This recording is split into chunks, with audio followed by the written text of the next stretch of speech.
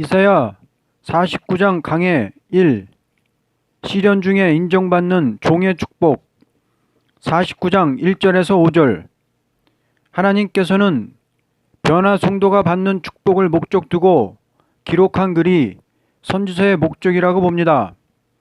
이날까지의 기독교에서 전한 복음은 선지 예언대로 메시아가 왔다는 것을 세계에 알려주는 것을 목적 두는 복음이니 이것을 천국 복음이라고 합니다. 천국 복음이라는 것은 변화 성도가 전할 복음이 아니고 죽어서 영으로 구원받고 심판 때 부활하는 것을 목적 두고 전하는 복음입니다. 변화 성도의 축복이라는 것은 재림시까지 살아서 복음을 전하되 많은 사람을 새 시대로 인도하는 것을 목적 둔 복음이니 계시록 10장 7절과 같이 하나님의 비밀이 그 종 선지자들에게 전하신 복음과 같이 이루어지는 일을 전하는 복음입니다. 다시 말하자면 다시 예언의 선지 사명을 하게 되는 것입니다. 다시 예언이라는 것은 선지들이 다윗 왕국의 지상 축복을 두고 묵시받은 비밀을 전하는 때를 변화 성도가 주님을 맞이할 심판기라고 보는 것입니다. 1절. 섬들아 내게 들으라. 먼 곳 백성들아 귀를 기울이라. 여호와께서 태에서부터 나를 부르셨고 내 어머니의 복중에서부터 내 이름을 기억하셨으며. 49장은 시련 중에 인정을 받고 나오는 종의 축복을 가르쳤습니다. 섬들은 온 세상을 말한 것입니다. 세계 지도를 펴놓고 크게 보면 온 세상 나라들은 바다에 둘러싸여 있는 섬들입니다. 먼 곳 백성들은 먼 땅에 사는 민족들, 세상의 모든 거민들을 가르쳐 말씀을 들으라는 것입니다. 태에서 부르셨고 복중에서 이름을 부르셨다는 것은 말세종으로 택했다는 것입니다. 모태로부터 택함을 받은 것은 종된 자의 큰 축복입니다. 하나님께서 변화 성도로 택한 자는 은혜 시대의 사명을 받은 것이 아니고 환난과 재앙의 날에 말씀을 전할 종으로 택한 자입니다. 그러므로 세계적인 사명을 가지고 일할 종입니다. 부활 성도는 그때그때 교회를 세우고 개척하는 자로서 그 나라에 방방곡곡에 교회를 세우는 일에 전력을 둘 때에 한 사람이 세계의 복음을 전파한 것이 아니고 2000여 년의 기간 동안 수많은 성도가 순교의 피를 흘리면서 금일에 와서 세계적인 대종교가 이루어진 것입니다.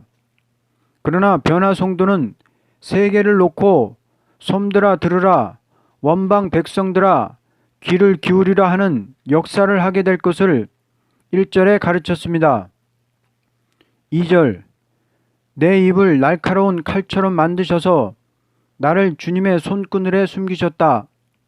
나를 날카로운 화살로 만드셔서 주님의 화살통에 감추셨다. 주님께서 내게 말씀하셨다. 이스라엘아, 너는 내 종이다.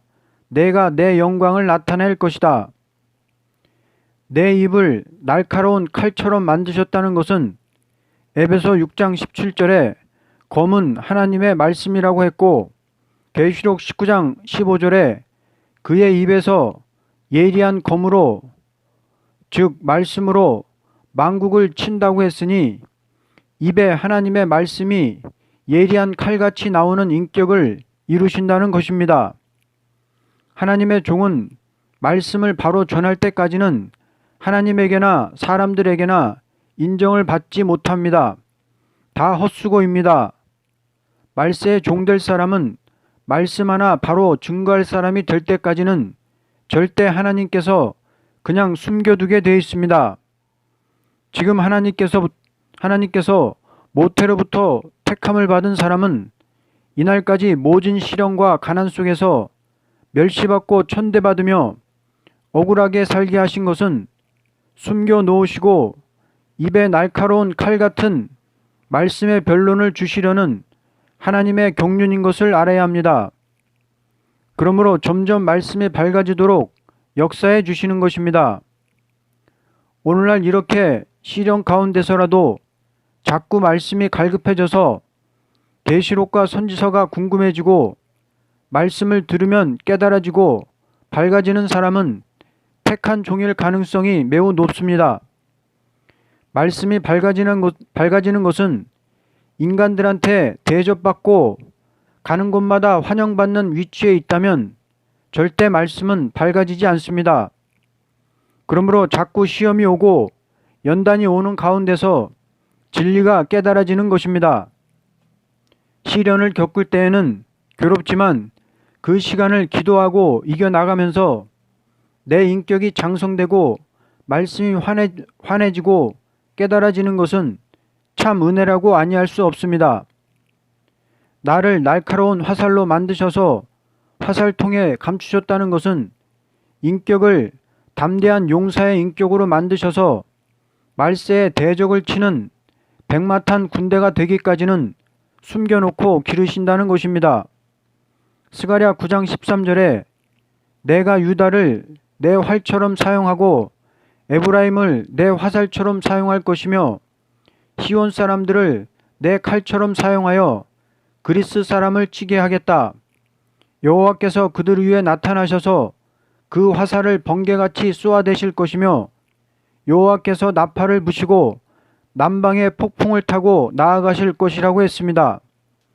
이 말씀은 종말에 짐짓 하나님을 대적하고 심지어 무신론 사상을 가지고 진리를 대적하는 세상을 없애기 위해서는 하나님께서 당신의 종들을 들어 이방을 치게 하시되 활과 화살 같은 용사의 인격을 이룬 종들을 들어서 여호와께서 번개같이 쏘아서 치는데 하나님은 남방 회리바람을 타고 행하시리라고 하였습니다. 이것은 북방을 때려 부수는 일을 뜻했습니다. 가장 복된 사람은 말씀을 예리한 칼로 조금도 혼선되지 않도록 전해서 많은 사람을 깨우쳐 미혹받지 않게 하는 자입니다. 가장 복 있는 자는 주 재림시까지 말씀에 혼선이 없이 바로 전하는 자라고 봅니다. 또한 하나님은 당신의 종을 완전히 쓰기 위해서는 날카로운 화살과 같은 용사의 인격을 만들어서 쓰시되 사람이 알지 못하도록 숨겨 놓았다 쓰신다는 것입니다.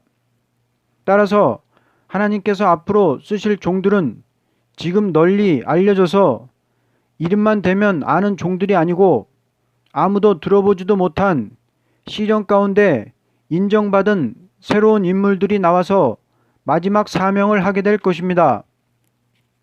3절 내게 이르시되 너는 나의 종이요 내 영광을 내 속에 나타낼 이스라엘이라 하셨느니라. 여호와의 영광을 나타낼 종은 사람에게 칭찬을 받고 대접을 받는 자보다도 인간이 볼 때는 억울함과 실패를 당했지만 하나님께서는 그 사람을 억울하게 했던 자들에게 원수를 갚아주실 것입니다. 그런 억울한 일을 당하고도 낙심하지 않고 끝까지 이기고 나간 자가 하나님의 영광을 나타낼 자가 되는 것입니다. 그때 사람에게 영광을 얻으려는 자는 오히려 부끄러움을 당할 것이로되 하나님의 영광을 바라보고 사람에게 받는 영광을 원치 않고 수고하며 힘쓰는 자가 쓰임받을 종이라고 봅니다. 가장 권위 있는 사람은 하나님께서 보증을 설 조건이 있는 사람입니다. 하나님은 택한 종을 통하여 큰 영광을 나타내려고 할 때 그 종을 시련시키되 사람으로서는 감히 인정할 수 없는 일을 많이 당하게 하십니다.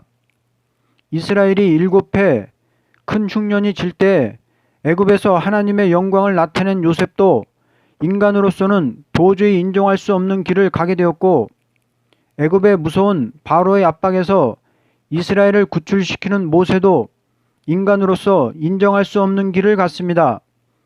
우리는 사람이 인정하는 정도의 일만을 하고 하나님 앞에 인정받을 일이 없다면 금시는 영광스러워 보이나 결말은 부끄러운 일이 될 것입니다. 금신은 사람에게 멸시를 당하는 것 같으나 하나님이 보증설 일이라면 이것은 하나님의 영광이 나타날 일이라고 보게 될 것입니다. 4절. 그러나 나의 생각에는 내가 한 것이 모두 헛수고 같았고 쓸모없고 허무한 일에 내 힘을 허비한 것 같았다. 그러나 참으로 주님께서 나를 올바로 심판하여 주셨으며 내 하나님께서 나를 정당하게 보상하여 주셨다. 인간은 너무나 어리석고 부족한 인간이므로 택한 종을 시련시킬 때에 모든 일이 다 허사같이 보이지만 하나님은 그 종의 수고가 헛되지 않도록 보응하신다. 시련 가운데 영계에 올라가는 자는 왕권 받을 줄 알아야 합니다. 그러나 시련기가 길어지고 시험이 와서 넘어질 때는 이제껏 한 기도와 말씀에 전념한 모든 것이 다 헛수고를 한 것 같고 공연히 쓸데없는 일에 정력만 낭비한 것 같이 느껴질 때가 있습니다.